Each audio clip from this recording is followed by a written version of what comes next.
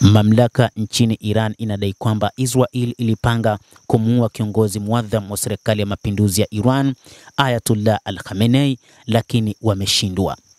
Mshauri wa ngazi ya juu wa kiongozi wa mapinduzi ya Kiislamu Ayatollah Al-Khamenei amefichua kuwa Israel ilikuwa imepanga kushambulia mkutano wa ngazi ya juu wa maafisa wa Iran, wakiwemo viongozi wa serikali, na baadaye kumlenga kiongozi muadham mwenyewe, lakini mpango huo ulizimwa kwa mafanikio.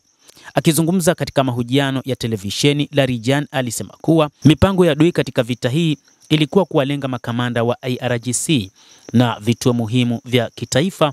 Kwa wakati mmoja walidhani wangeweza kuwashinikiza baadhi ya viongozi wa serikali kusaliti mfumo wa Kiislamu kwa vitisho.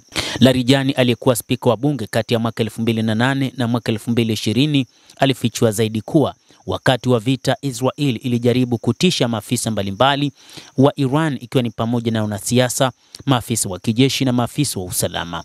Akifafanua zaidi alisema, Ijumaa walinipigia simu na kunipa saa 12 kuondoka Iran au kutoka Teheran, la sivyo ningepitia hatima kama ya mashahidi kama jenerali mkuu wa majeshi ya Iran Mohammad Hussein Bagher na makamanda wengine wa ngazi za juu wa kijeshi, jenerali mkuu Ghulam Ali Rashid.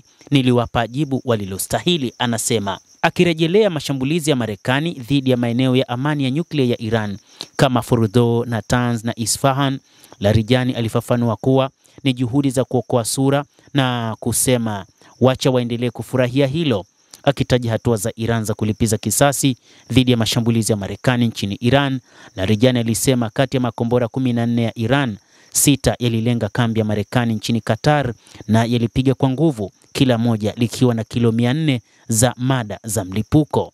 Larijani amesema rais wa Marekani Donald Trump alijaribu kuokoa sura kwa kudai kuwa ni kombora moja tu ndilo lililopiga kambi hiyo, kwa hiyo tunamruhusu afurahie ndoto zake, lakini hilo si usahihi. Ni makombora yote ambayo yalipigwa, ambayo jumla yake ilikuwa ni makombora 6. Mtazamaji wa The World News, kuna mengi ambayo yanajiri katika ulimwengu, hususan katika eneo zima la Mashariki ya Kati pamoja na Afrika pamoja na ulimwenguni kote, lakini kupitia The World News ndipo eneo sahihi ambapo utaweza kupata habari hizo kwa mapana.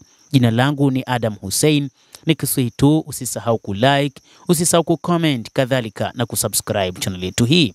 Utakuwa ukipata habari hizi kwa mapana hapa The World News. Naitwa Adam Hussein.